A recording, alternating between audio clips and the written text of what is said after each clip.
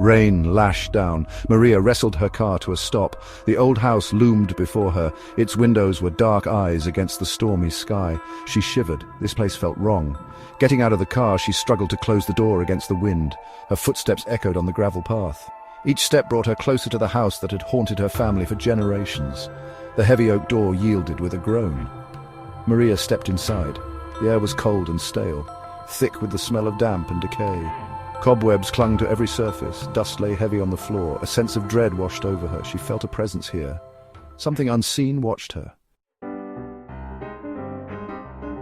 The house was silent, yet filled with an unsettling energy. Maria explored each room cautiously. Shadows danced at the edge of her vision. The air grew colder as she went deeper into the house. She felt a weight settle on her chest, making it hard to breathe.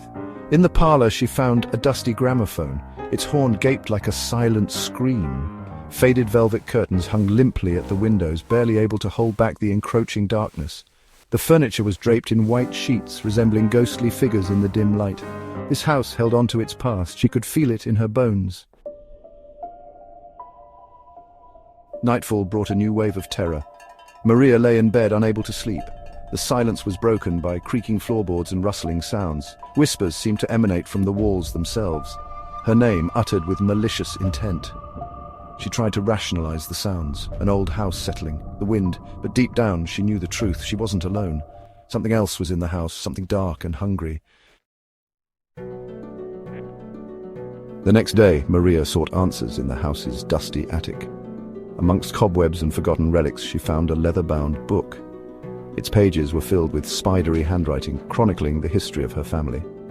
Each entry told a tale of tragedy and untimely death, accidents, illnesses, suicides, all seemingly unavoidable. Her blood ran cold as she reached the last entry. It was about her.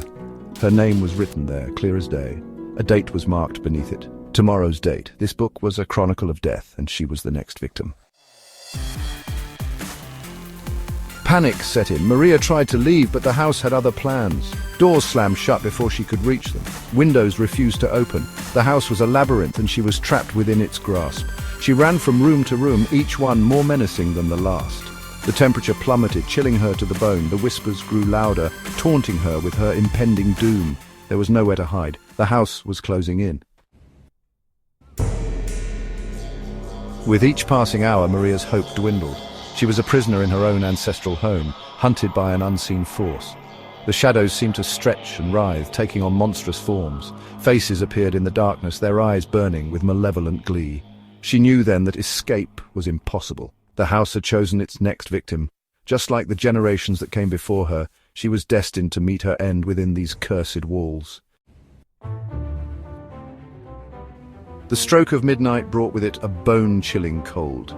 Maria felt a presence beside her, its touch icy and predatory. Her screams were swallowed by the walls, her pleas for mercy unanswered. The darkness consumed her, dragging her down into the depths of the house's malevolent heart. The house fell silent once more. The storm outside subsided, leaving an eerie calm in its wake. The only evidence of Maria's struggle was a single shoe lying abandoned in the hallway. The next morning, the sun cast a deceptive warmth over the house. The dust motes danced in the air, undisturbed by any living presence. The house stood as it always had, a silent guardian of its dark secrets. But something had changed. On the wall, amongst the faded portraits of her ancestors, a new one appeared. It was Maria, her face frozen in an expression of quiet acceptance. She had become a part of the house now, another lost soul claimed by its sinister embrace.